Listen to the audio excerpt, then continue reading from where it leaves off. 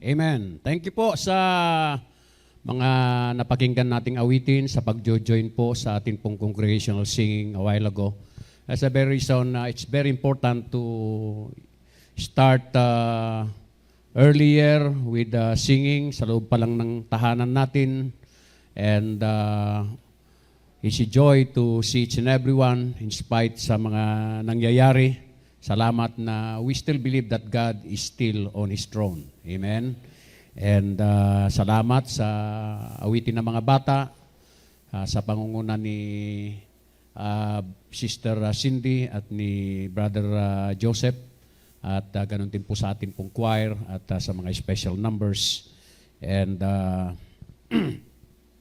we really appreciate our members who are still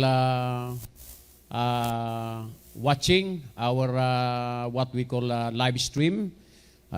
Mayroon na hong nag-aantabay po diyan.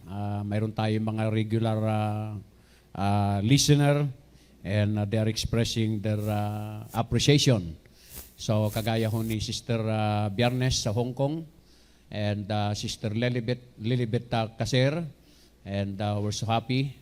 And even Brother Aloy, almost 1 hour kami nagkwentuhan nung nakaraan, at masaya silang nagbabalita na although ang pag-aatin ng church sa kanila, kailangan para kang aatin ng kasal, magpapareserve ka ng iyong pangalan. Kasi they are just limiting, kaya mayroon silang 2 service. Hinati ho, kasi hindi pwedeng pagsabay-sabayin. May mga simbahan pa rin ho na nagbabayad ng about $2,000 just to have irregular and face-to-face service. We're so blessed in our church, amen? Since there is a pandemic, that's March, I think, 16, 2020, we never close our church, tuloy-tuloy. At pang-remedyo lamang po itong atin pong tinatawag na live stream para po sa mga talagang nahihirapan umattend because of health concern. So, kaya may mga hindi ho kayo napapansin na hindi umattend, but privately they are sending their message that they are listening. Amen? So, let's keep on praying for them. May mga kapatid naman tayo na mayroon pong problema sa health concern. Siguro alam nyo naman po yan. At wag tayong matakot.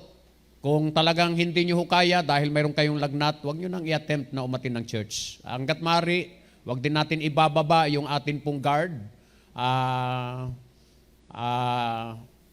Although lagi nating ni-remind na hindi yan ang ultimate protection natin. Ang safety natin ang gagaling pa rin sa Panginoon. But just to protect others, as well you protect yourself, ay magdala ka pa rin. Okay? Kasi even si Dr. Mina ay nag-remind po sa amin pong basketball na yung mga hindi naglalaro nanonood, kailangan magdala ng mas pastor, iwasan pa rin ang magkumpul-kumpul. And ina-appreciate niya yung ating pong ministry na ongoing ang pangangaral pa rin ng salita ng Panginoon. So, may mga kapatiran tayo nanonood hanggang sa Italy, hanggang sa Hawaii, hanggang sa Switzerland, at hanggang dyan sa tabi-tabi, mayroon hong nanonood. Alright? So, let's keep on praying for them, lalo na po yung may mga health concern. Alright? If you are what we call updated to current events, maliban sa may laban si Pacquiao ngayon, mahabulan pa rin ho natin yon kasi wala pang alas 9 sa California. Mag-umpisa pa lang ng alas 9 ng gabi doon. So, advance tayo ng ilang mga oras, although baligtad. And mahabulan natin yan. Besides, mayroong replay ho yan. Pag natalo si Pacquiao sa replay, maiwasan niya na yung suntok ni Ugas at mananalo siya. Kasi may replay na eh. Alam niya nang gagawin niya. Now, joke lang mga kapatid. Nakuha na ho ng ISIS ang Afghanistan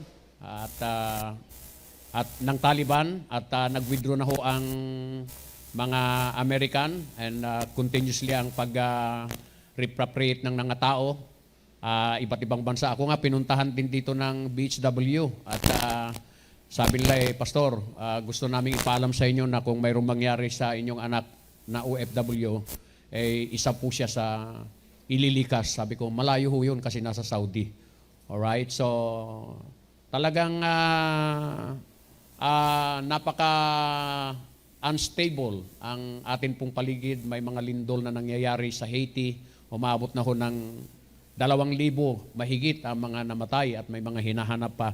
May mga nag-iirap na mga volcano at kasabay nitong patuloy na pandemya.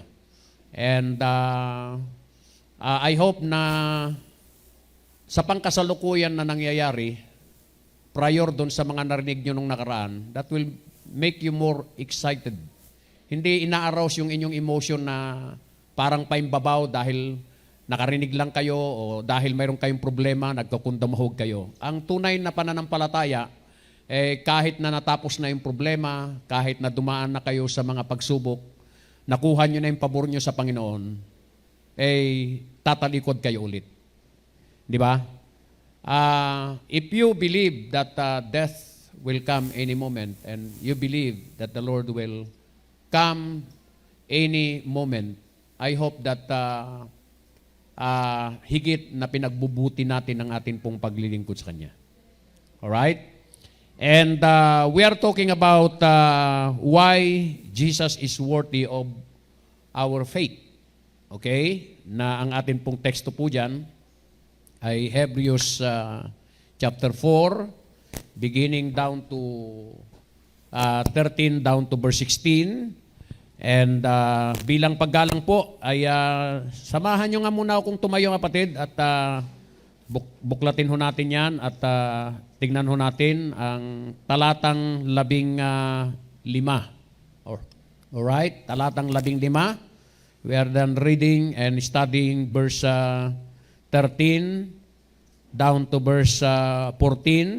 Ang una nating nakita ho dyan ay why Jesus is worthy of our faith because He has the ability to see your pathway. Mayroon pong tatlo ho dyan na nakita ho tayo, constantly watching your path, continuously working out your path, and then confidently waiting at the end of your path. Alright?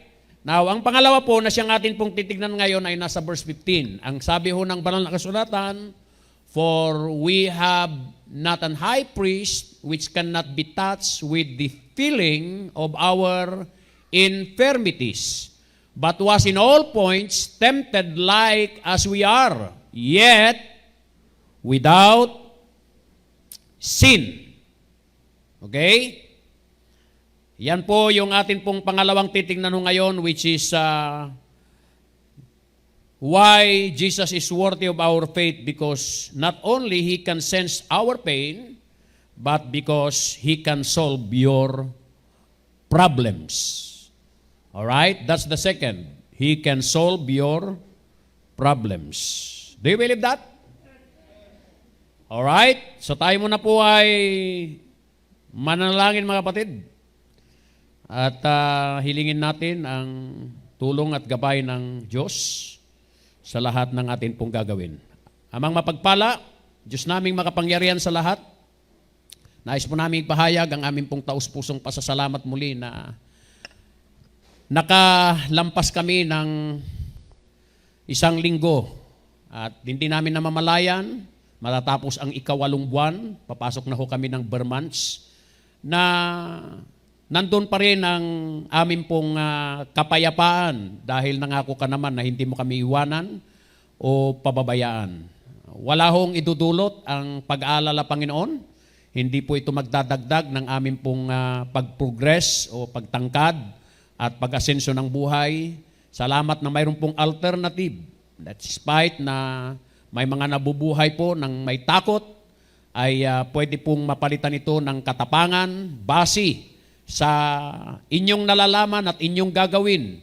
At alam namin, O Diyos, na napakalaking tulong ang mga salita mo sa panahon na kami dumadaan ng kadiliman ng aming buhay, ito po ay ilaw, ito po ay liwanag, at salamat dahil pinapakita niya ang mga bagay na nangyayari at mga mangyayari pa sa hinaharap that will make us excited na patuloy na magtiwala, Panginoon.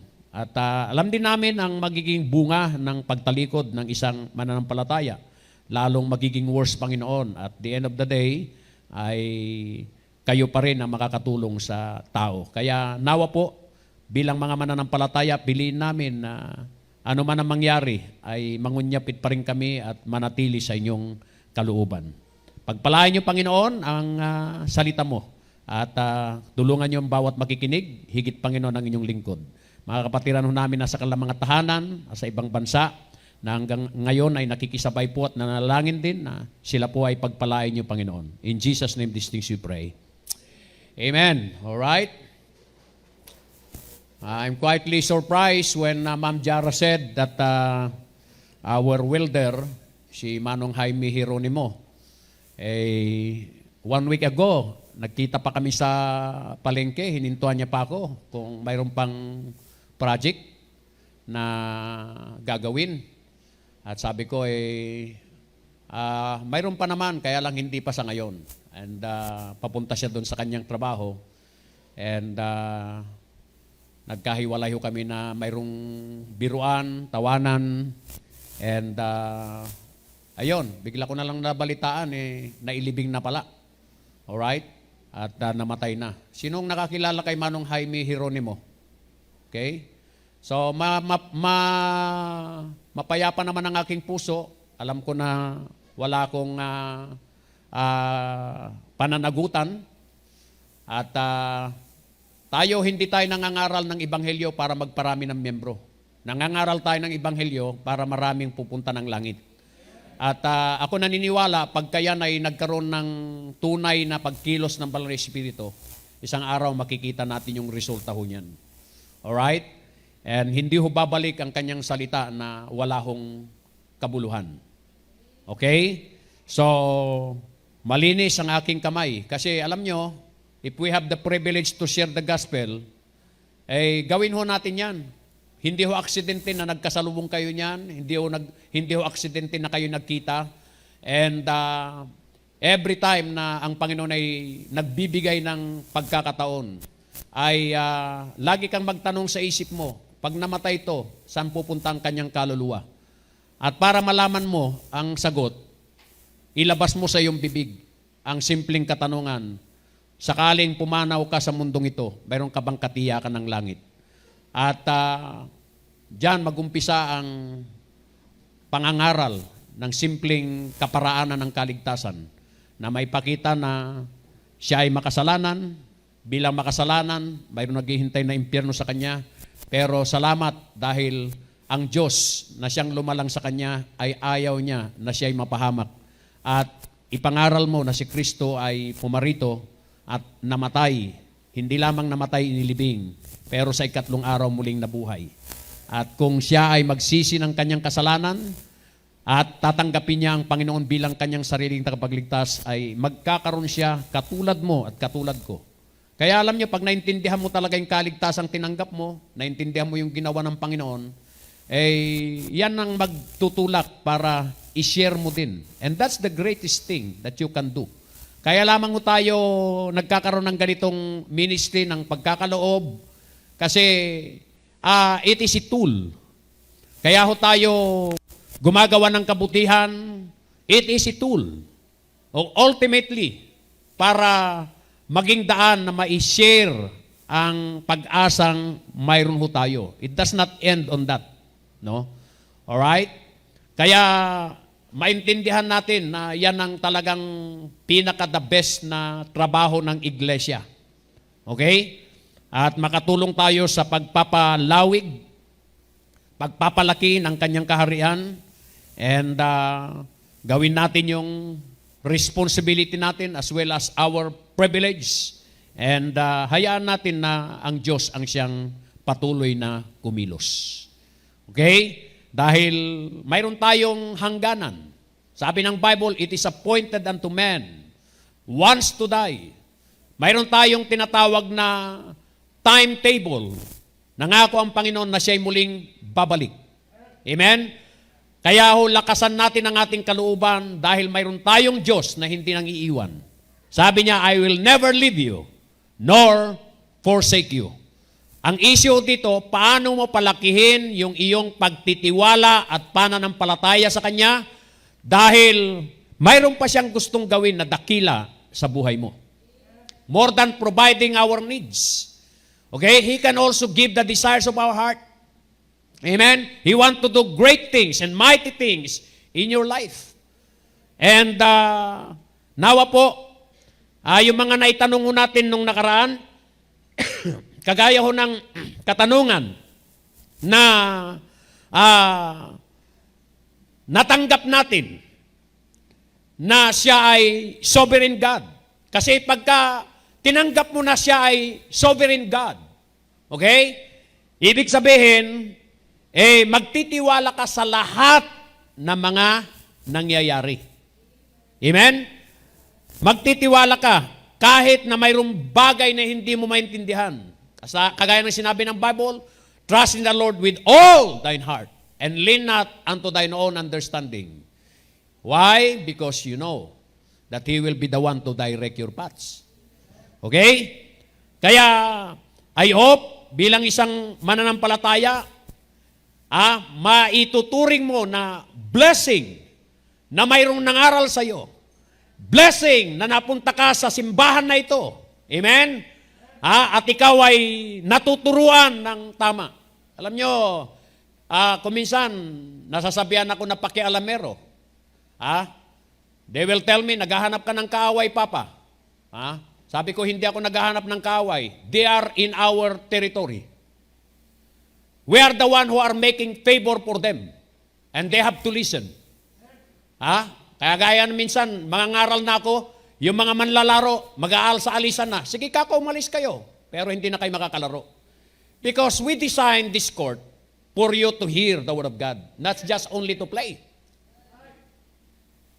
You see? We are in the position to tell that because we are the one who are making favor for them. More than playing basketball. That through the preaching of the Word, they will go to heaven. While they are here, when they really receive the Lord Jesus, their life will be changed and they will become a good child. They will become a good boyfriend and girlfriend. And sooner or later, they will become a good husband and wife. And they will become good parents. Kaya may nakashort dito, may nag-aakbayan kapon, this is not the place that tinanong ko na mag-asawa ba kayo? Sabi, hindi po. Maghiwalay kayo. Huwag kayong dikit ng dikit. Kung publicly nagdi-display kayo ng ganyan at hindi kayo nahiya, anong pwede niyong gawin pagka kayo dalawa na sa kwarto? Ikaw na babae, pag hinahayaan mong inaakbayan ka, publicly, pambabastuso yun. Hindi ka pa niya asawa. Kaya nga meron ako narinig, pag ikay nagpapalik, hindi mo asawa, you are cheaper than a hostess. Dahil yung hostess, nagpapaganda yan para mayroong customer. Hello? Para mayroong magbayad sa kanya, ikaw magpapahalik ka. Bubuntisan ka niya, kaya ka bang pakainin yan? Pag nawala yung ganda mo, mayroon bang assurance na hindi sa kabilang bahay yan at ikaw'y sasaman hanggang sa kabilang buhay? Baka nagpapatulpo ka na yan. Yan gaya ng takbuhan na maraming problema ng pag-aasawa. Tulpo. Hindi makakatulong si tulpo. Ang makakatulong sa iyo, salita ng Diyos. Hello? Sabi ko sa susunod, huwag kayong pupunta dito na naka-short-short at ipinapakita nyo yung makikita ng mister nyo lang pagdating ng panahon at kayo'y pinag-iisipan na ng hindi maganda tapos tatalon-talon ka pa dyan. Di ba? Well, sabi ko, this is not a place where you can smoke cigarette. This is a holy ground. Amen? Hello? Alam niyo, bilang sa ampalataya, worth yung atin pong pananampalataya. Wala kang makikita sa kasaysayan na papatay tayo at mangaras tayo ng mga tao na parang unfair sa mga Muslim, na pag ikay naroon, hindi ka pwedeng maglabas ng ulo mo, ng buhok mo, kailangan mata lang. Okay? At yun ay dadalhin nila sa isang bansa, at pag nakapasok na yung kalang ulo, i-impose na nila yung kalang rights. And sooner or later, parang isang kamilyo na pinapasok mo sa isang tent, na ikaw nang sisipahin, na ikaw ang may-ari ng tent. Eh sabi ni Tudor ng Canada, huwag nyo kaming diktahan. Kung ayaw nyo, huwag nyo gawin, igagalang namin kayo, pero huwag nyo kaming pilitin dun sa pananampalatayang mayroon kayo. Di ba? Mayroon tayong religious freedom. Kung ayaw mo nang bumalik dito, dahil ikay napapagalitan, ikay naitutuwid, malaya ka. Marami kang pwedeng lusutan dyan. Gusto mong dumaan dyan sa bukid. Di ba? But at the end of the day, I will tell you, walang pinaka-the best na buhay kundi yung ikay nagtitiwala at sumusunod sa salita ng Diyos. Amen? Isang bagay na dapat nyo maintindihan, hindi tayo nagbibiro-biroan dito. Okay? Kaya masasabi natin, it's worth. Bagamat wala sa kasaysayan na tayo ang pumapatay, military way, mayroong sundalo ang Israel na talagang nakikipaglaban. Hindi na determina nga sa dami nila kundi sa kanila pa rin pagtitiwala at pananampalataya sa Diyos. Na kahit from 32,000, bumagsak ang kalapong bilang into 300. Pero nanalo pa rin sila, and that's the history. Na hindi talaga pwedeng tinagin ang bansang Israel kahit na nakakapiranggot nila sa kanilang mapa at napapaligiran sila ng mga Arab countries. May pangako ang Diyos yan Di ba? Pero napakaperde ng Panginoon, talagang pinaparusahan niya rin pagka sila'y sumusuway. Oo. So makikita nyo, na talagang sa kasaysayan, talagang sila ang pinapahirapan. Protection lang namang ng Diyos na sila po ay nananaig, nananalo, and sooner or later, the millennial kingdom, sila ho ang sentro ng tanaw ng buong mundo. Hindi na ho ang White House, pabagsak na po ang White House. Di ba? Kaya ang sentro po magiging Israel. Alam nyo, wala sa kasaysayan na tayo ay makikipagpatayan sa pananampalataya natin. We will still respect. Kung ayaw nyo maniwala, at least narinig nyo. At the end of the day, ang Panginoon pa rin magja-judge. Pero, kung yung paniniwala nyo sa palagay nyo tama at gusto nyo kaming patayin, hindi kami natatakot mamatay sa tama naming pananampalataya. Kaya tingnan nyo ang kasaysayan ng mga mananampalataya, sila ho ang pinapatay. Sila ho yung inuusig during the Inquisition. Kita nyo naman, ang kasaysayan natin nasulat sa dugo. Tama? Ba't tayo magsasara ng simbahan? COVID lang yan. Maaring sabi mo, lang pastor, oh Lord, sana gumaling na ako kasi masarap pa rin yung face-to-face ng pag-aaral ng salita ng Diyos. Diba? Kung hindi mo matapos, tapos hindi naman naglalagin, sasabihin mo, naglagin pastor, hindi ko natapos. Di ba?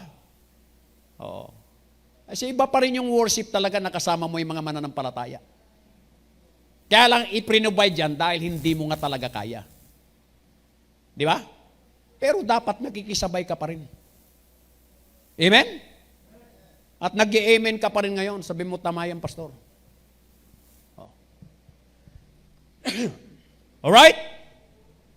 So, words siya sa ating pananampalataya. And personally, dapat nakakapagpatotoo. Kagaya ko po, mga kapatid, at ng iba, na nakita natin ang kamay ng Diyos sa ating pagtitiwala sa Kanya. Amen? So, alam niyo mga kapatid, gumisan, may mga ilang mananampalataya nagtatanong, worthy ba siya na pinagtiwalaan ko siya? Okay? Tandaan nyo, kaya mayroong mga nangyayaring hindi magaganda sa buhay natin because that is sin's infections to all. Yung infection ng kasalanan na nagawa ng ating unang mga magulang, for as by one man sin entered into the world. As part of curse, yung babae, manganganak na mahihirapan. Yun yung curse. Because of sin. Okay? Yung kanyang rights, isasabit niya na sa kanyang asawa. Di ba? Kasi mahirap sa babaeng magpasakop eh. Pero wala kang choice. Kung ikaw ay talagang gustong lumakad sa kalooban ng Panginoon, dapat marunong kang sumunod sa asawang lalaki. Kasi hindi ikaw ang ulo. Siya ang ulo. Amen? At kami mga ulo, para hindi mahirapan, at hindi gagamitin ng intimidation, kailangan ipakita din namin yung aming pagmamahal. Kasi hindi mahirap sa babae na magpasakop pag mapagmahal ang lalaki. Siya ay provider, siya ay protector. Naku, mga kapatid, napakapalad mo pag mayroon kang asawang ganyan. Di ba? Oh, at napakapalad din na may mga babaeng katulad ni Abigail na kahit napakawalang iya si Nabal, marunong pa rin siyang promoprotekta sa kanyang asawa. Di ba? At gawin pa rin yung tama. Kaya hindi rason na ikay Kristiyano, na lalapoy-lapoy naman yung asawa ko, kaya ako nang nangunguna. Ay lalabas ka sa kalooban ng Diyos. Di ba? Tulungan mo siyang maging mabuting leader. Amen? Huwag mo siyang sisiraan sa iyong mga anak. Huwag mo sasabihin, akong bahala sa tatay mo, anak. Papayag yan. Tigasin ako eh. Makukonfuse yung anak mo kung sinong leader. Dapat sabihin mo, hindi akong leader dito, yung tatay mo. Kung sinabi niyang hindi, wala tayong magagawa dyan. Pwede kong pakiusapan si tatay. Amen? Wala naman sigurong masama yung pupuntahan mo. Pero at the end of the day, kung talagang ayaw niya, wala akong magagawa na. Ganun dapat. Amen? Para walang confusion of leadership. Kasi mayroon ng plano ang Panginoon eh. Hello? Kaya kahit bilang citizen, nagpapasakop tayo sa gobyerno. Kasi yan ang sabi ng Bible eh. Kung ayaw mo si Duterte, di magtayo ka na ng iba mang bansa at lumipat ka na. Di ba? Pero habang nandito ka, sumunod ka. Huwag kang magdrodroga, kundi patay kang bata. Di ba? Alam niyo mga natatakot lang naman yung mga gumagawa ng kwan eh. Pero kung maayos ka naman, mapayapa yung buhay mo. Amen? Kaya, wag mo nating pabayaan na manatili tayo na nasa kuko ng demonyo. Okay? Kaya ang Panginoon, inalis tayo doon. Okay? Inalis tayo sa kamay ng demonyo. Na dati anak tayo ng demonyo. Sabi niya, ang inyong ama ay ang demonyo. Pero nung tinanggap natin si Kristo, nalipat tayo ng pamilya. Mula sa pamilya ng demonyo, patungo sa pamilya ng Diyos. Mula sa impyerno, napunta tayo ng langit. Mula sa buhay na makasalanan, dapat nagiging matuwid ho tayo. Amen? So, by nature, we are infected by the sin of our forefathers. Kaya kahit ang isang bata hindi mo turuan magkasala yan, magkakasala yan. Pag kaya na umiyak, malinis naman ang kanyang lampin. Pag kaya na umiyak, nasanggol, nawala naman ng sinat, yan ay umiyak, busog naman, ibig sabihin yan, kukontrolling ka niya. Di ba? Pag binuhat mo yan, titingin-tingin yan, naloko kong nanay ko. Busog naman ako, wala naman akong basang lampin. Wala ka na magagawa. Iyaakma ka pa lang na ibababa. Sabi niya, sabi mo, umiyak ka dyan. Busog ka eh. Umiyak ka dyan, wala kang sinat eh. Umiyak ka dyan, hindi basa yung lampin mo. Para si mama, makagawa. Titigil yan. Huwag kayo magpapadala sa mga arte ng mga bata. Kasi part ng sinful nature, bound in his heart to do wickedness. Kaya walang paralan ng kasalanan. Kung paano ang aso ay natututo, tumatahol, at hindi kinakailangan turuang tumahol, kasi nature niyan, ganun din ang tao. Di ba? Saka lang niya ma-realize yun na mamumuhay ng tama pag si Kristo nasa kanya. Kahit mayroong reliyon yan, kahit turuan mo ng ganito yan, babalik pa rin yan. Para ka lang nagpaligo ng baboy, kahit pabanguan mo pa yan, suotan mo ng perlas, pag nakakita ng putik yan, buwebelo pa yan, at sasabihan, di ba? Putik! Lublob na naman yan. Kahit suotan mo yung perlas yan, wala. Sayang lang. Di ba? Parang aso lang yan na matapos isuka. O, di ba? Kaya nga ang tunay ho dyan, mayroon talaga bang repentance? Mayroon ba talagang real confession? Kasi pag walang repentance, walang real confession, mamay makikita mo, kinakain niya na ulit yung sarili niyang suka. Kaya ako minsan, pag nagkukumpronta ko, simple lang tanong ko, talaga bang ligtas ka? Ba't ganyan ang ginagawa mo? Diba? Maintindihan ko kung talagang kinakarnal ka. Diba? Pero alam nyo, bilang isang mananampalataya, sabi natin, may consequences talaga yung kasalanan. Kaya yung matalinong tao, nag-iisip bago gumawa ng isang bagay. We are not driven by our emotion. We are driven by the facts of the Word of God. Amen? Kaya, infection, okay, of sin, and then inflicted or self-inflicted as a result of being disobedient. Di ba?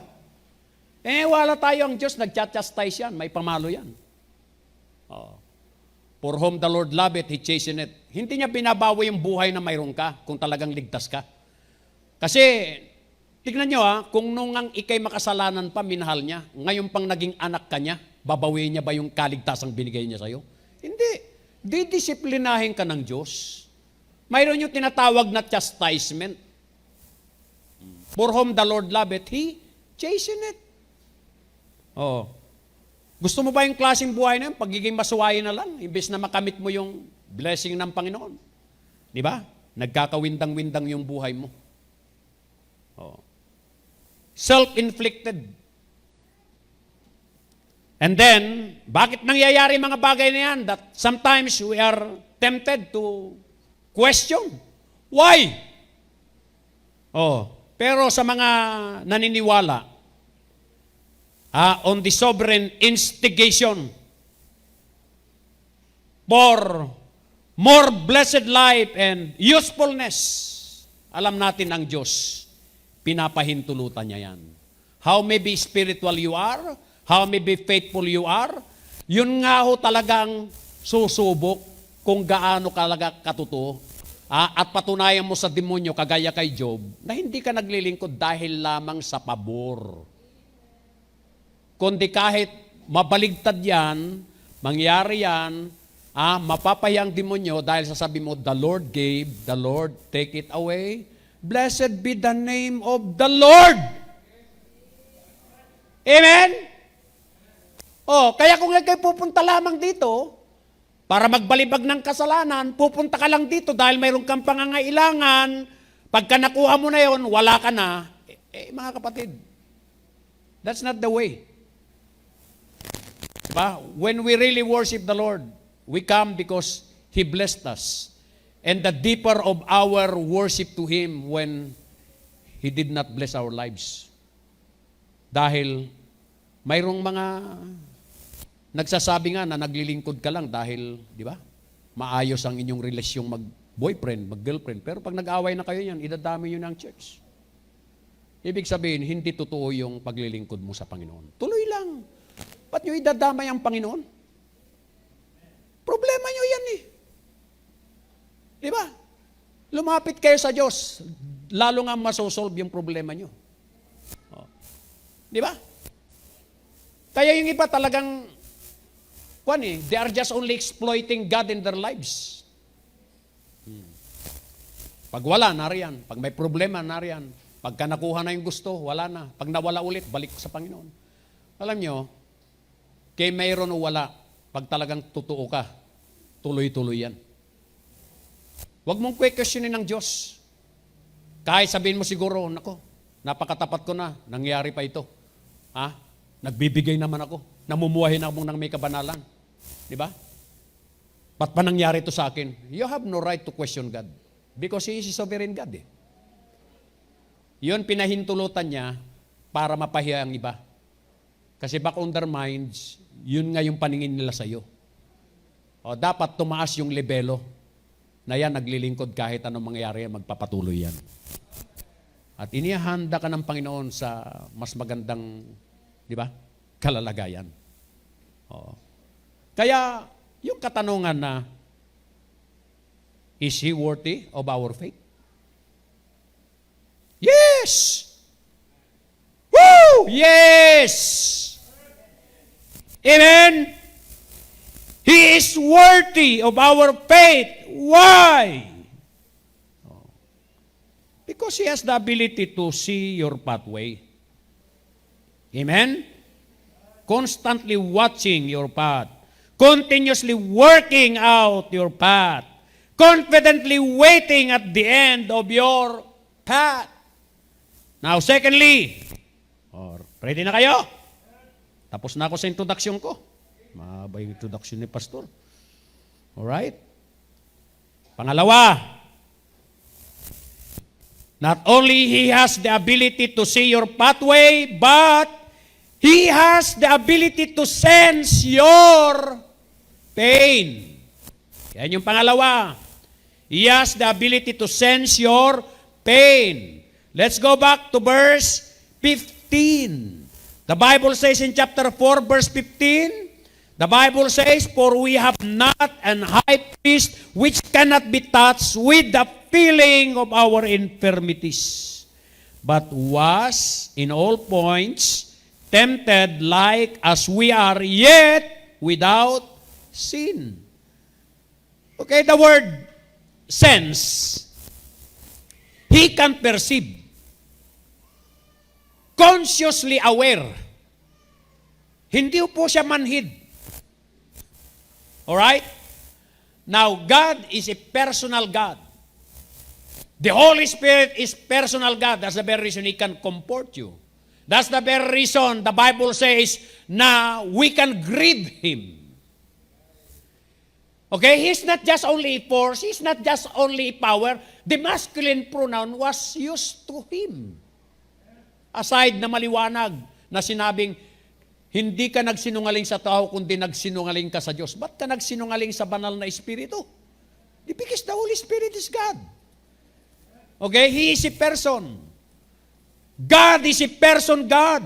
So therefore, He can sense, consciously aware of what you feel. Diba? Yung iba manhid. Hindi ka nararamdaman, umiiyak ka na, tinatawanan ka pa, inaasar ka pa, di ba? Oh. Talagang ganun eh. Tao lang naman sila. Di ba? Pero gusto kong malaman mo, na kung sakali mang mayroong mga hindi nakikiyak at hindi nakakaunawa sa iyo, mayroong higit kaysa sa kanila. Walang iba kundi ang Diyos. Okay? He can sense. At salamat din sa mga ilan na natututo na they can sense also by simply asking you a question. O, kumusta ka na? Pagkakataon mo na para, di ba? Handang makinig yan. Kuminsan, hindi na kinakailangang magsalita. Dahil pag nagsalita pa, baka lalong maging worse yung problema. Bayaan na lang natin na, di ba? Idikit nila yung kalang noo sa balikat mo at sabihin mo, okay lang yan kapatid. Ako nga rin may pinagdadaanan eh. Amen? Daanan lang natin kapatid. Huwag nating tambayan. Di ba? Lulubog din. Talagang lulubugan tayo ng araw pero huwag mong kakalimutan. Di ba? Lilitaw yan bukas. Oh, di ba? Bagamat kuminsan pag umulan, talagang buhos. Di ba? Pero tingnan nyo, natapos din. Pero mayroon pa ring after effect. Marami pa ring mga inuubo, marami pa ring mga nadingge, marami pa ring pneumonia at pinalitan na yung word na pneumonia ng COVID. Oh, di ba? Ganun talaga eh. That's a part of life. That's the cycle. Okay?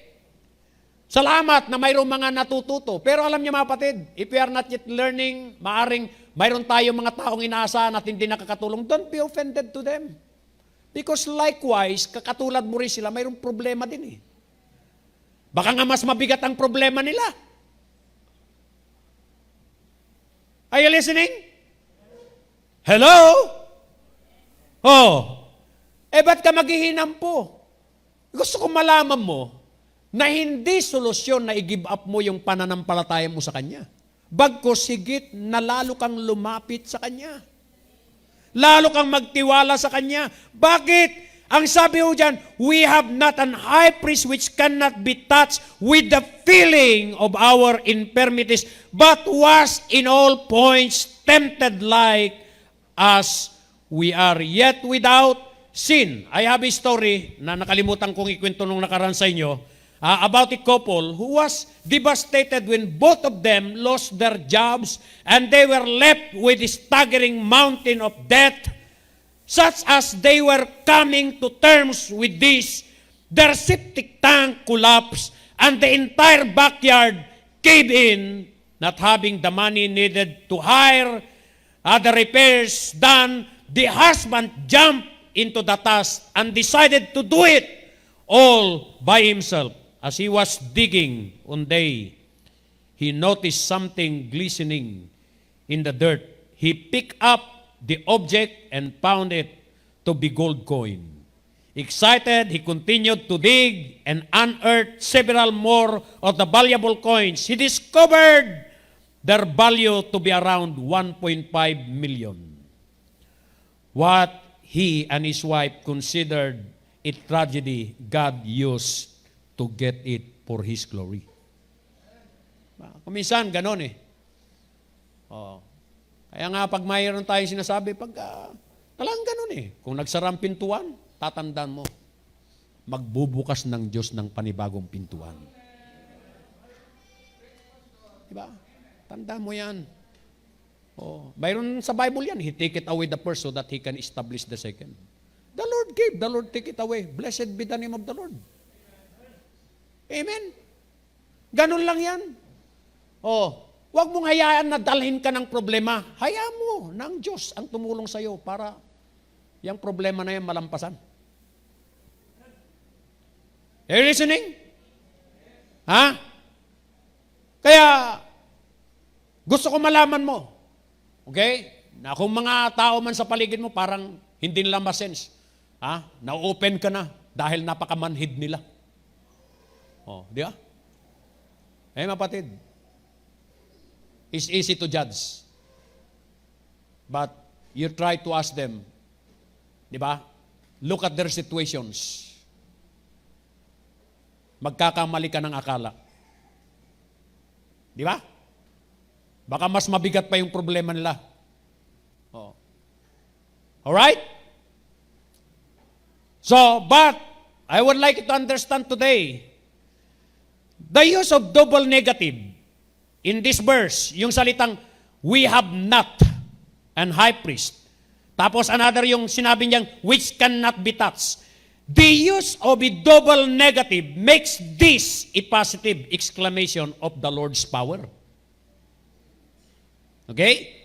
Gusto malaman nyo na the Lord is worthy of our faith.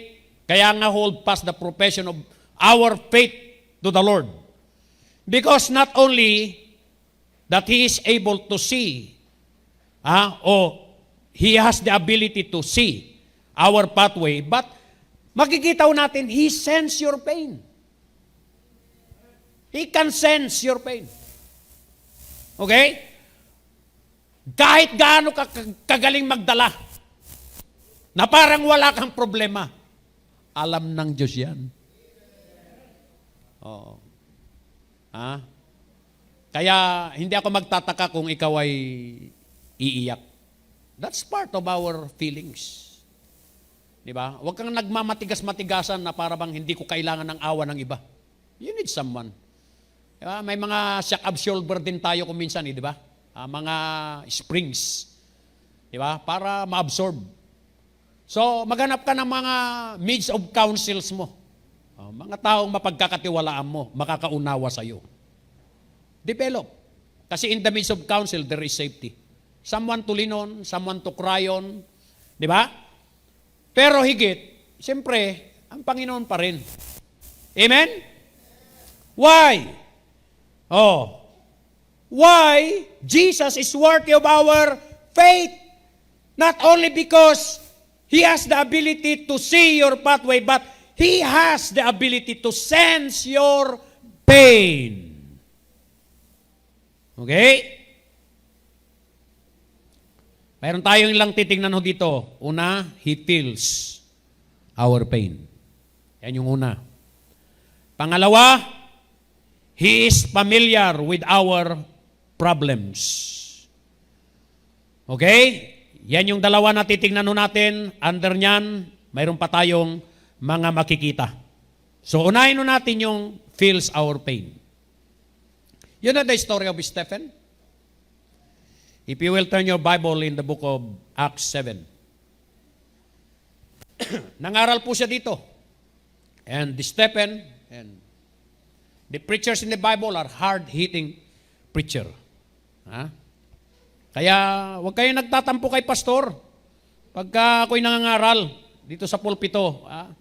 But you can approach me to para lumalim yung pagkaunawa mo kay pastor. At alam nyo, lagi na lang sinasabi ko minsan yung kasabihan na first impression last. Alam nyo, okay din yun. Pero hindi ho lahat nangangahulugan na yun yung tingin mo sa tao, yun talaga siya. Kaya nga kailangan i-develop din yung malalim na pagkakilala. And ikaw naman, huwag kang nagtatampo pag napagsabihan kang ganon. Prove to them that you are not like that. Di ba? Until you will hear, akala ko, alam mo nung una kong makita ka, ang angas-angas mo. Hindi pala ganon ka. Down to earth ka. Ganon. Di ba ganon? Remove mo. You have proven yourself. Oh, di ba? Oh. Kaya nga sabi ko sa isang kapatid, alam mo, mapalad tayo kung mayroong mga Barnabas sa paligid natin. Kasi talagang mayroong mga goal-oriented kagaya ni Paul. At isasakripisyo niya yung prinsip nila ni Barnabas dahil lamang dito kay John Mark. Diba? Sige, kung gusto mo isama yan, maghiwalay na tayo. O, diba? Sama mo yan. Sama ko naman si Silas. Diba? O, kaya doon pumapasok yung all things work together for good. Nagkaroon ng dalawang missionary journey. Diba? Eh, talagang kaigtingan, kinakailangan tayo maghiwalay tayo. Pero maghiwalay tayo ng maayos. Pero open pa rin for reconciliation on the future. Na wag mo nang ipagpapatuloy yung pagmamatigasang mali mo. Kasi na-realize din ni Paul na everybody deserves another second chance. Kaya bandang uli, sabi niya, take John Mark with you for he is profitable in the ministry. Pero ilang beses din sigurong sinasabi ni Barnabas sa kanya, iginibag ko yung prinsip ko kay Paul dahil sa iyo. Kaya pakiusap lang, wag mo akong i-fail. Di ba? Talaga naman pinatunayan ni John Mark. Huwag naman nating abusuhin yung pagkakataon na ibinibigay sa atin. Tama? Bumawi ho tayo. And hayaan natin isang araw na magsabi yung tao na, you deserve another second chance. Mayroon akong pinasa sa group chat natin na binanggit ko po na with regards to what we call hard-hitting preachers, di ba? Sino yung nakabasa noon? Mayroong ang nag-respond. Sabi niya, Pastor, really appreciate really your life. Talagang hindi rin talaga madaling magpastor eh. Pero sometimes, kailangan yung malaman. Sabi nga, if your pastor isn't afraid to correct you, despite how gifted and or wealthy you are, you're under solid leadership. A true shepherd will value your soul over your contribution to the church ministry. Cherish them because those leaders are rare. Di ba? Totoo naman. I hope I will be like that kind of pastor. Kaya, salamat pa rin ho tayo na hindi natin ibinababa yung ating standard ho dito. Once in a while, marinig mo pa rin si pastor kahit na professional ka na, kahit na mayamang ka na, kapatid. Diba? And wag mong papasukin yung hangin sa utak mo na hindi na ako sasaway ni pastor kasi malaking contributor na ako ng church. Matatakot na yan na mangaral ng kasalanan ko dahil alam niya, magtatampo ako sa kanya. No. I'd rather choose what the Lord wants for my life than you. Diba? And He will give us people pa rin na magmamahal at magpapatuloy at kasamang maglilingkod sa Panginoon. Okay? So, alam niyo kapatid, si Stephen nangaral. Matapang. At talagang nagalit ang mga tao sa kanya. At talaga namang sa sobrang galit, kinaladkad siya palabas. Di ba? Kinaladkad siya palabas. At talagang binato siya. At habang naghihingalo, they just look to one person. Yan nga ho si Saul. Okay? Na naging the greatest apostle Paul. Now, ang sabi ho sa verse 55, if you will look with me, but he being full of the Holy Ghost, looked up steadfastly into heaven, and saw the glory of God. And Jesus is standing on the right hand of God. Verse 57. Then they cried out with a loud voice and stopped their ears and ran upon him with one accord and cast him out of the city and stoned him. And the witnesses laid down their clothes at a young man's feet, whose name was Saul. Verse 59, and they stoned Stephen, calling upon God, and saying, Lord Jesus, receive my spirit. And he knelt down and cried with a loud voice, Lord, lay not this sin to their charge. And when he had said this, he fell asleep. Okay? Now, tingnan nyo yung pangyayari ho dito. Saul persecuted many Christians. Isa ho dyan, itong binasa ho natin. Siya ho ang nag-approve ng kamatayan ni Stephen. Alright? So, nakita niya kung paano magningning, nakita niya kung paano magpatawad, walang kapaitan sa buhay po ni Stephen. Di ba? Gusto ko maintindihan nyo na more than that, Jesus understands and feels the pain of Stephen. Okay? Paano natin makikita yan? Kung lilipat po tayo sa chapter 9, okay? Ito na, umigting na ho yung pag-uusig po ni Saul sa mga Kristiyanong pananampalataya. Okay? Kung lilipat tayo sa chapter 9, kumuha pa siya ng lisensya. And Saul, yet breathing out, threatening and slaughter against the disciples of the Lord, went unto the high priest. Okay? And desired of him letters to Damascus, to the synagogues, that if he found any of this way, whether they were men or women, he might bring them bound unto Jerusalem. Verse 3. And as he journeyed, he came near Damascus, and suddenly there shined round about him a light from heaven. And he fell to the earth and heard the voice saying unto him, Saul, Saul, why persecutest thou me? And he said, Who art thou, Lord? And the Lord said, I am Jesus whom thou persecutest.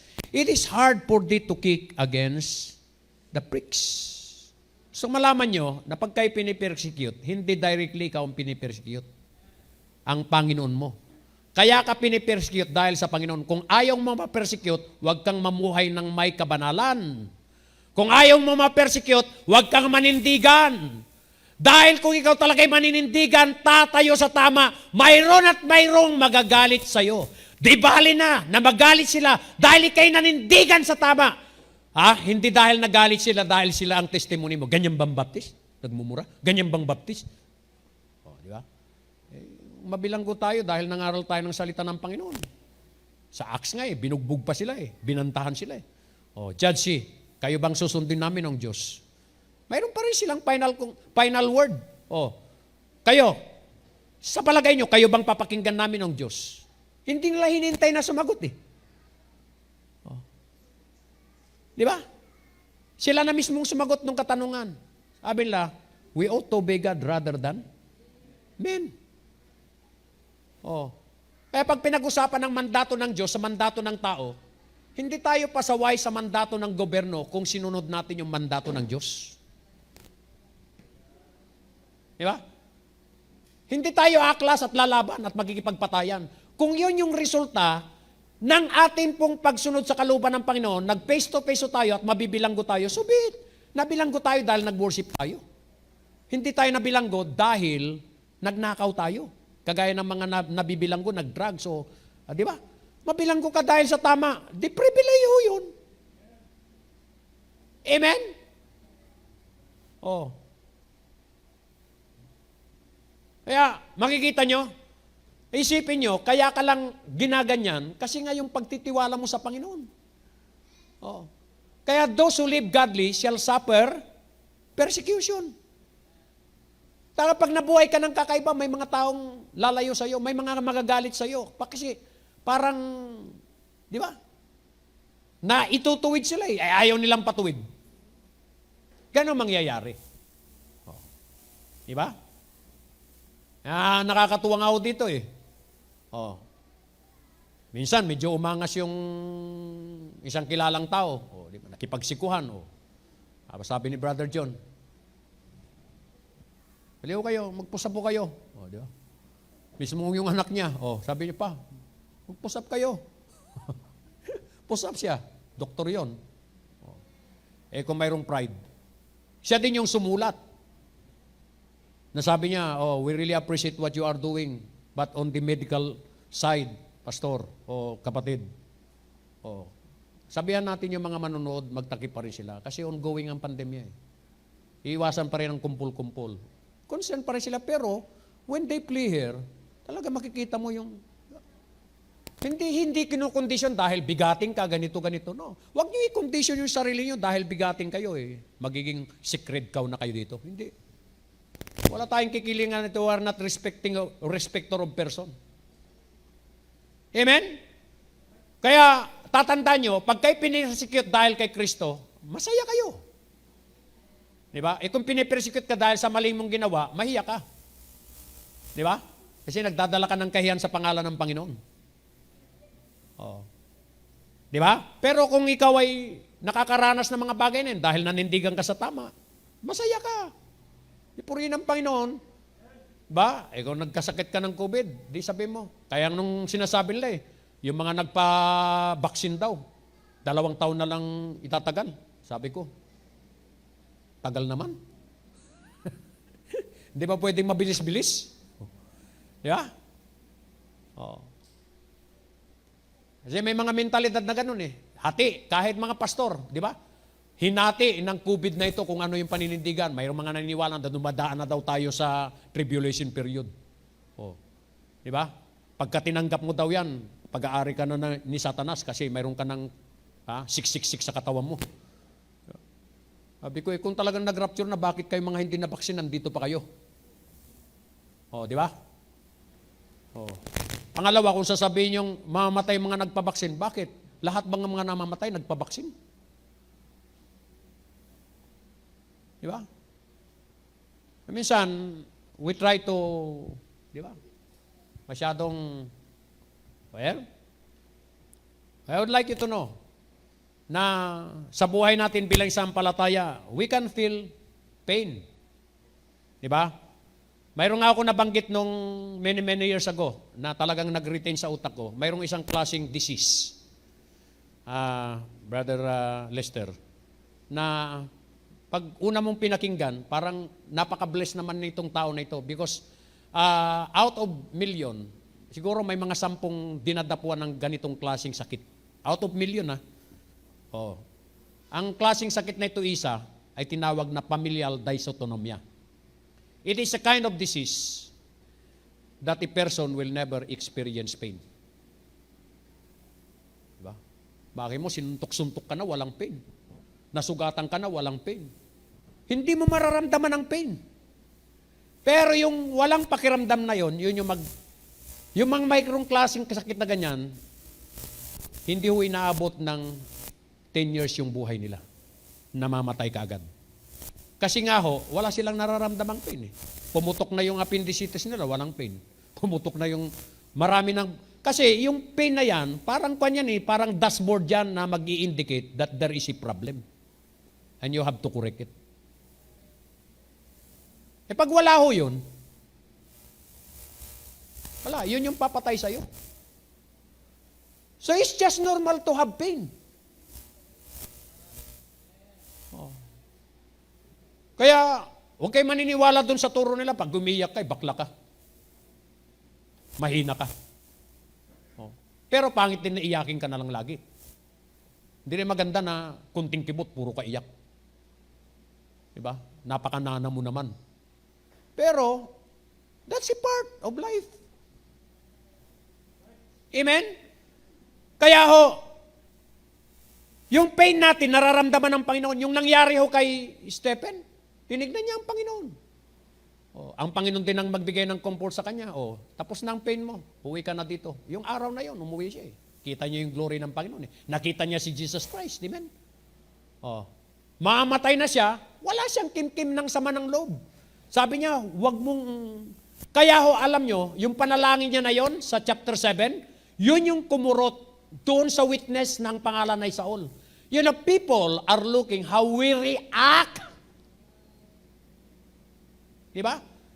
Eh kung nagre-react ka negatively na parang wala kang Diyos, hindi niya nararamdaman yon, paano magkakaroon ng kurot sa puso ng iba? Ako naniniwala na yung reaction po ni Stephen habang lumalagapak yung mga bato, nagtatalsikan yung mga dugo, yung nagniningning niya mukha, yung labas ng kanyang bibig na nagpapatawad, malaking impact yun sa puso ni Saul. Sabi, anong klaseng tao to mga to? Anong klaseng tao to?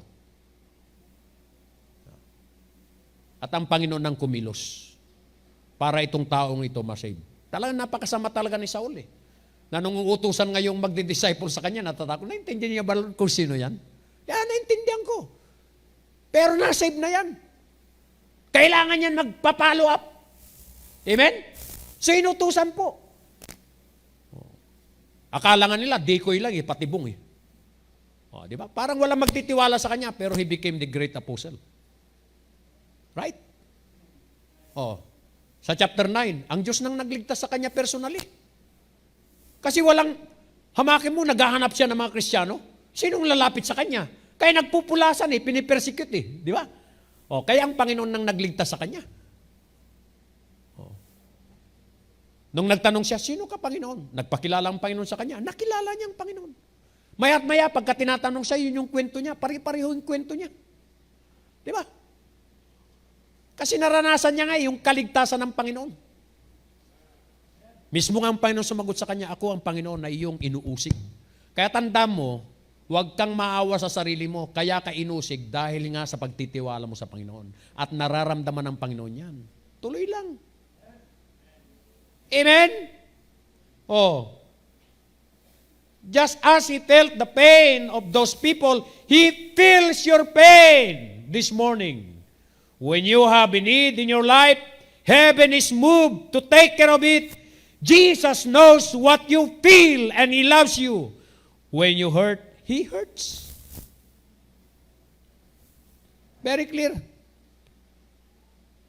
For we have not an high priest which cannot be touched with the feeling of our infirmities, but was in all points tempted like as we are, yet without sin. He feels our pain. I don't know what your pain today. God knows my pain.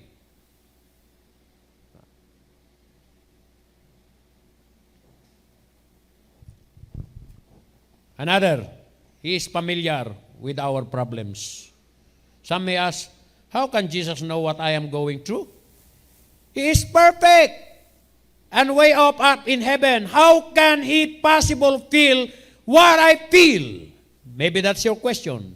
He is able to know what human feels because He has lived life as a human and has experienced the same hardships that you face tonight. Alam nyo, ipinipicture ng ibang mga reliyon ang patungkol sa Diyos na kailangan gawin mo ito dahil ang Diyos pag nagalit, ganito. Totoo ang Diyos matuwid. Pero huwag niyong kakalimutan na isang attribute ng Diyos, mapagmahal. Na kahit na hindi ka kaibig-ibig, minahal ka niya. Tandaan niyo yan.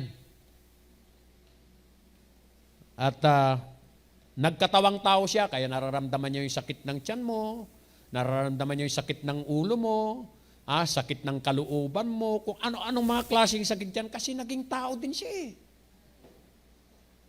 Kaya 100% naging tao si Kristo kasi ipinanganak ng isang tao ng pangalan ay Maria. Amen? Oh. You see? Pero hindi lamang po siya tao, kundi siya ay Diyos na nakakaramdam ng atin pong damdamin. Kaya nga ho, pamilyar po siya sa problema natin kasi minsan, pumunta nga siya dito, naramdaman niya rin. Naramdaman niya rin magutom, masigit sa inyo. O, di ba? Kayo, gutom na. Ano kayong oras matatapos si pastor? Magsa-Sunday school pa kami. O, gutom na kayo. Pero si Jesus Christ, hindi kumain ng 40 days and 40 nights. Naramdaman niya yun. Naramdaman niyang insultuhin. Lahat. He is familiar with our problems. Why? Very clear ho yan eh. Binanggit ho dun sa binasaw natin, sa last part, but was in all points tempted like as we are, yet without sin. Yun lang pagkakaiba, na kahit anong ginawa sa kanya, hindi siya nagkasala. Yun yung nagpapatunay na hindi lamang siya tao. Naging tao siya. Pero hindi po siya tao lang. Kasi nga, nagkatawang tao nga, di naging tao. Di ba? Pero ang kalalagay niya, bago siya magkatawang tao, kasama niya ng Ama. In the beginning was the Word, and the Word was with God, and the Word was God. And the Word became flesh, kaya nga nagkatawang tao eh. And dwelt among us. Alright? He is familiar with our problems. He understands temptation. Naunawa niya yan. Ang attack ng temptation, 3. At lahat ng temptation, it is appealing. Kung ang kahinaan mo maganda, hindi kanya papainan ng pangit. Kung ang kahinaan mo ay maputi, hindi kanya papainan ng itim. Kung ang kahinaan mo ay pera, hindi kanya papainan ng babae. Walang apil ang babae sa'yo. Oo. Di ba? Pag ikay bakla, papainan kanya ng lalaki. Kasi walang apil sa iyo ang babae. Di ba? 3 atake ng demonyo na hindi natin dapat mahalin. Lust of the flesh, lust of the eyes, and the pride of life. Pero wala tayong tinitignan na mas greater na makasalanan dyan. Kasi para tayo nagkakategorize ng kasalanan, lahat klase ng kasalanan, nagkataon na yun yung kahinaan niya. At ibang kahinaan mo rin. Kaya nga sabi ng Bible, if thy brother trespass, go to him and tell him his fault. Restore such an one in his spirit of meekness. We are not here to judge. Paano kung nabaligtad ikaw din? Kaya nga take heed lest thee fall. Di ba? Ganun lang ho yan. Pero nga kapatid, gusto ko maintindihan nyo na yung atake ng demonyo nariyan, inatake ang Panginoon. Tinukso din ang Panginoon. Tinukso yung pride niya. Tinukso yung kanyang man. Lahat nandyan. Yung ino-offer nandyan sa chapter 4. Pero makikita nyo na napagtagumpayan niya. At dahil sa kanyang pagkakataong tao na napagtagumpayan, at dahil siya rin nakatira sa atin, pwede rin nating mapagtagumpayan. Kaya nga dapat umukilkil sa ating kaisipan yung pagiging omnipresente ng Diyos. Kasi hindi habang panahon nandyan yung tao na nasa paligid mo. Ngayon, kung maiukilkil sa utak mo at mailagay, nandyan ang Panginoon. O kahit na hindi nakatingin ito, kahit na wala ako sa presensya, tama pa rin ang gagawin ko. Through that, you can be victorious. Amen? Hindi ka laging mangangatwiran, tao lang ako, pastor eh. Ano nang ginagawa ng banal na Espiritu sa'yo kung lagi mong ikakatwiran yun? Sa umpisa, pwede yun. Pero hindi pwede na laging yun ang katwiran mo. Na maya't maya, lagi ka lang. Para bang kwan yan eh. Di ba? Para naghugas ka ng plato. Kasama ang kutsilyo yung nahugasan mo.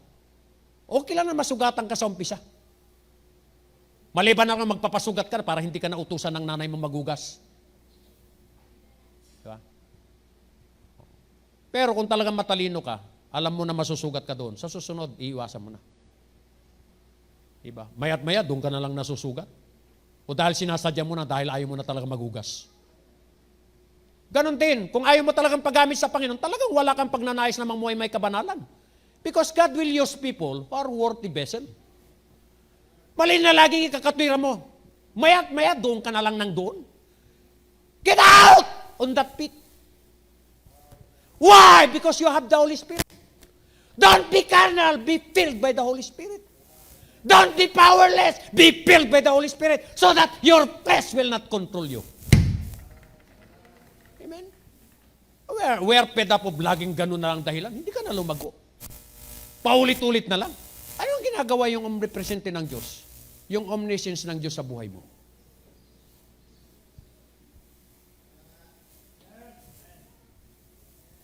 He knows. Alam niya yan eh. Pero tingnan nyo, kaya nga meron kayong katagumpayan sa Kanya because He overcomes the world.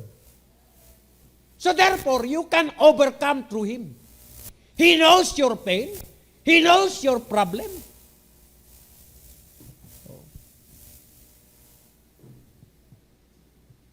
So He understands your temptation. He understands rejection. Na-reject din ng Panginoon eh. Ba? He knows what it's like to have the world turn its back on you. Kaya nga, napakapalad nga natin kung mayroong nagtutulak sa atin maglingkod sa Panginoon. Pero hindi nyo ba kayo nagtataka, mayroong sinabi ng talata na kung mas mahal mo ang nanay mo, mas mahal mo ang tatay mo, you are not worthy to be my disciple. Pero kung mayroong mga nagtutulak, anak, gumising ka na, magsimba ka na, anak, punta ka sa church, ganyan. Wala nga pumipigil sa atin eh. Pero mayroon tayong dumating sa punto sa Bible na sabi ho ni David, if my mother and my father will forsake me, the Lord will not forsake me.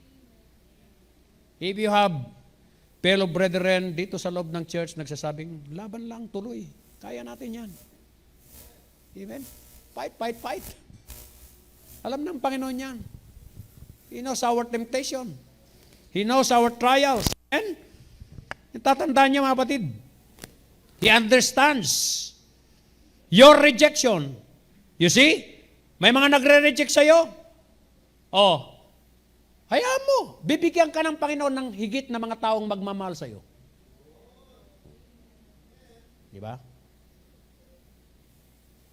Kaya nga, na-bless din ako na mayroong nagsabi, Pastor, sana extend nyo yung pangunawa nyo, ganito. Sabi ko, talagang yun din ang panalangin ko at gusto kong malaman nyo na mahal ko kayo. Diba?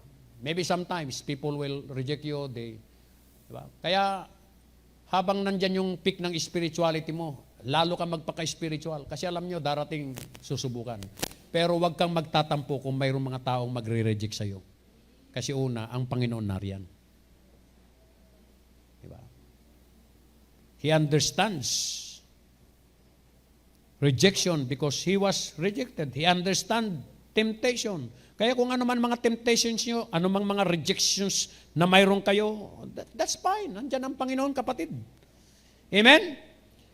He understands poverty and need also. Okay? Naranasan niya ho yan. He understands grief. Diba? Mas matindi yung kanyang pinagdaanan. And even He understands loneliness. Kaya wag natin sasabihin ng Diyos, hindi niya nararamdaman. Nararamdaman niya yan. Ramdam na ramdam niya.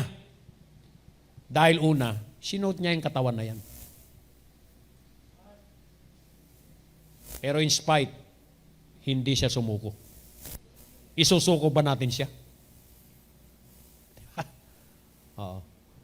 Na even ginagamit ng mga kulto yung pangbatikos sa kanya, mayroon bang Diyos na ganyan? Kung siya Diyos, bakit mayroon siyang tinawagan? Diyos ko, bakit mo ko pinabayaan? Sa katatayuan niya nga naging tao.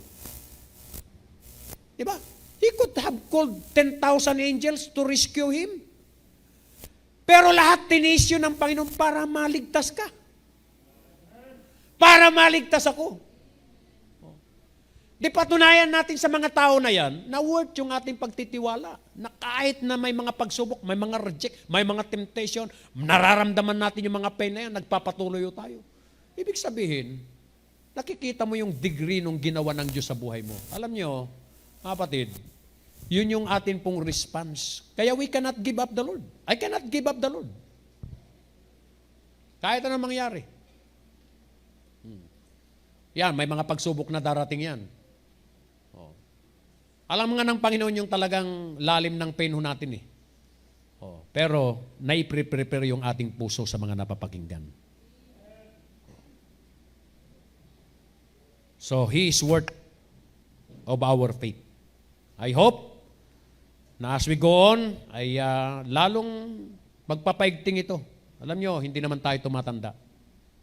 Ano mang oras pwede tayong pumanaw. Tama ba yon? Pangalawa, hindi tayo bumabata. Ano mang oras pwede tayong mamatay? Ano mang oras pwede nang dumating ang Panginoon? Ngayon pa ba tayo give up? Amen? Well, maybe you will say, hindi mo kami naintindihan. Talagang hindi ko kayo maintindihan kasi tao lang ako. Hindi nyo rin ako kumisan maintindihan sa sinasabi ko kasi tao nga lang kayo. Pero huwag nyo kakalimutan, the bottom line here, mayroon tayong Diyos. Diba? Kaya hindi ako mag-inampo kung hindi niyo ako maintindihan.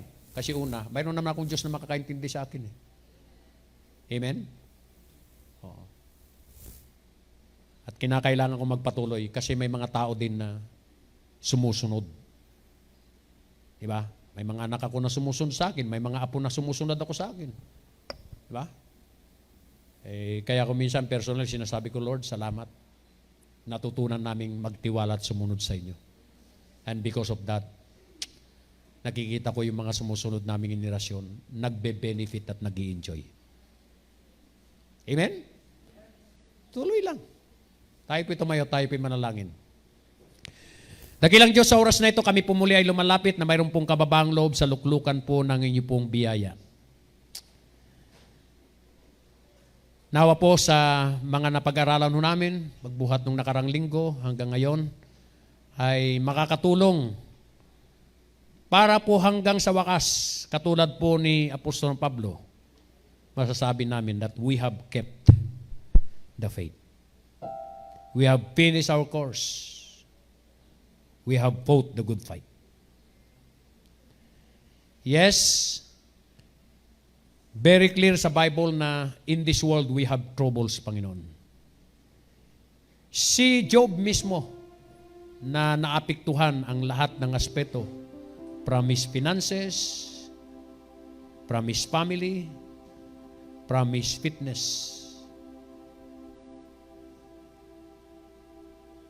Sa kalagitnaan ng kapitulo, binanggit niya rin sa 14:1, man that is born of a woman that has few days are full of troubles. You said, Panginoon, that in this world we have troubles.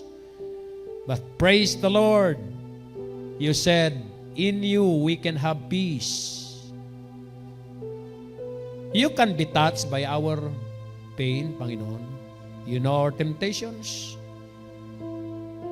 Alam niyo, Panginoon, kung anong kalalagayan ng mga mananampalataya. Maaring nagugulumihanan, natatakot. Maraming mga tanong, paano? Paano na ngayon na wala akong trabaho? Paano na pag nagkasakit? Paano na? Ang daming mga paano sa mundong ito. Kung hindi tayo maglalaan ng ating pagtitiwala sa Diyos, ito ang magpapalubog sa buhay natin. Na lalong magiging worse ang ating magiging kalalagayan. On the other hand, there is an alternative.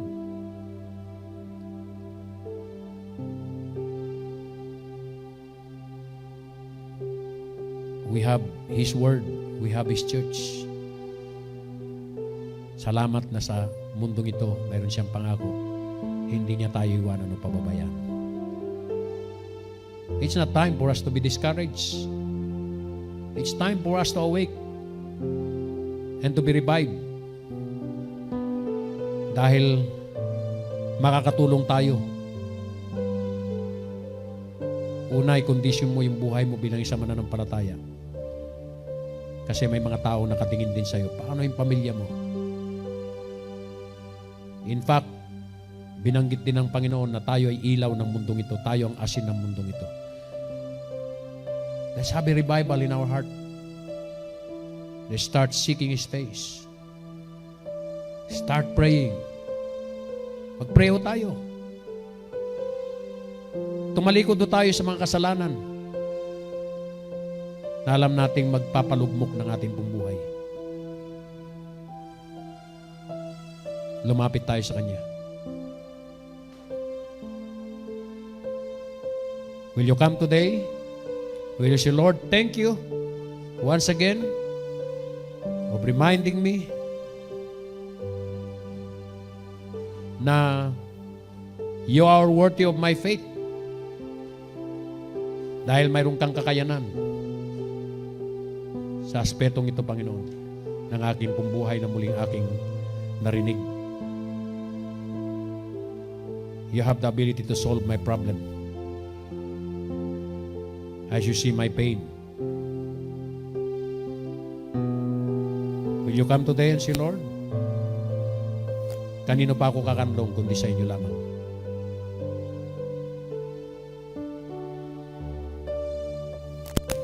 You ever experience ay mo from the past kung gaano naging kabuti ang Panginoon? Ngayon na dumaraan tayo at daraan tayo, umaaring yung iba ay nandun pa rin sa kalalagayan na parang mahayay at maayos. You have to prepare yourself. You heard this message. Darating ka rin sa punto na maaring ikaw ay subukin. You have to keep this word sa iyong puso. Sa inyong mga dumadaan ngayon, gusto malaman nyo na mayroon tayong Diyos na siya lamang ang pwede nating malapitan, higit na makatulong. Huwag mong isipin na ikaw lang nakakaranas. Halos lahat ng buong mundo nakaranas nito. But our advantage is that we have His promise, we have His power, we have His presence, we have His promises. Will you come today? Will you pray? Will you say, Lord, I admit I have my pains, I have my problems. But thank you na narinig ko sa inyong mga salita na kung mayroong higit na makakatulong ay ang aking pagtitiwala sa inyo. Tulungan mo ako na patuloy na sumunod sa mga nais mo sa aking pong buhay. Will you come?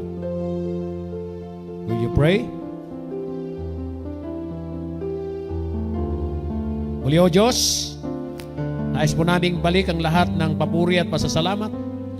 Alam namin, Panginoon, na nilayo nyo ang mensahe na ito dahil may mga anak kayo na may mga pinagdadaanan sa buhay. Lalo na po sa mga nangyayari sa amin, Panginoon. This will make us more excited dahil alam namin na anumang oras ay pwede ka nang bumalik.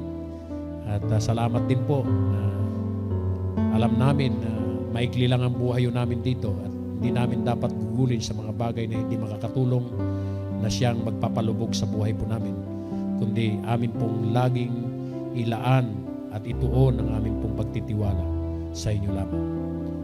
Salamat na ito ay naging totoo sa maraming mga mananampalataya. They can testify of your goodness, your faithfulness, sumagana ang inyong biyaya para sa kanila. And naniniwala kami na pwede rin mangyari sa aming pong buhay na magpatuloy lamang po kami sumunod at gawin ang mga bagay na nais niyo. Salamat at ipinagkakatiwala ko po ang bawat isa. Pinupuri ka namin at pinapasalamat. In Jesus' name, this things we pray, all the people say, Amen. Alright, tayo po'y tumayo at awitin po natin sapagkat ang Diyos ay pag-ibig. Alright? You have something to give. And then after that, yung ating po mga klase, proceed and we have still class at yung yung ating pong mga regular visitors will proceed to our office at doon po kayo tuturuan. I'll be handling the regular visitors, please. Pag-ibig ang siyang pumukaw sa ating puso at kaluluwa, at siyang nagdulot sa ating buhay, liwanag sa dilim at pag-asa.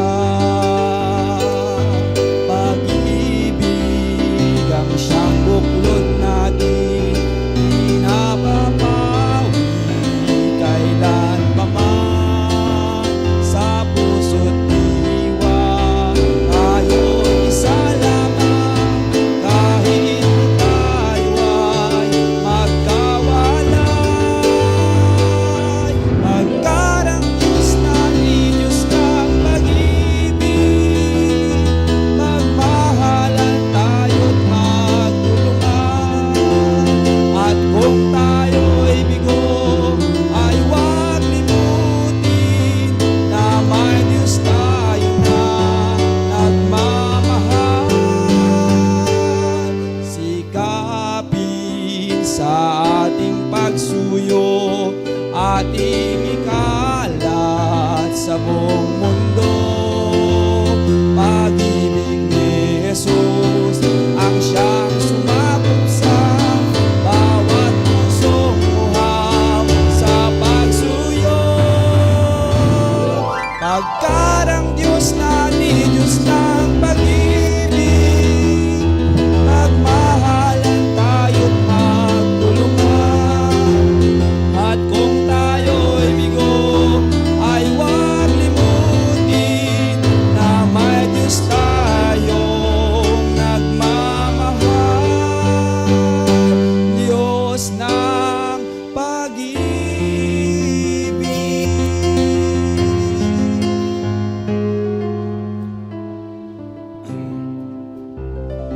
Iyuko po natin ang ating mga ulo, ipikit natin ang ating mga mata, at tayo po'y mananalangin. Diyos naming Ama na dakila, tanggapin niyo po ang aming papurit po salamat sa mga salita mo na siya namin napakinggan sa oras po na ito. Salamat, Panginoon, sa aming pastor na ginamit mo upang may pahayag ang iyong salita.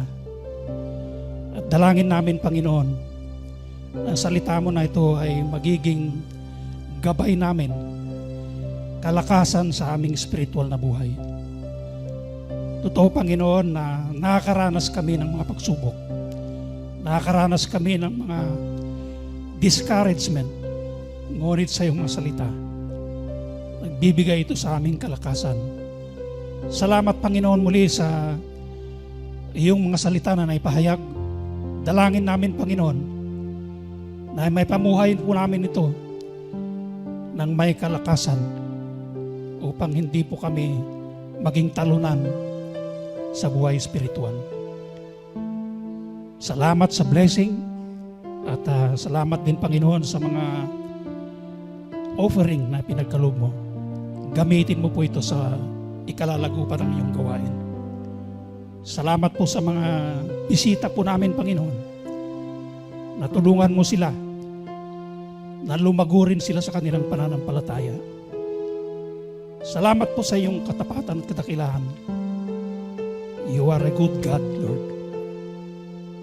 Ano man ang nagawa naming pagkakasala, linisin mo po kami upang maging karapat-dapat kami sa iyong harapan. Dalayan ko rin, Panginoon, ang iyong biyaya sa mga kapatiran po namin na nasa panig ng karamdaman.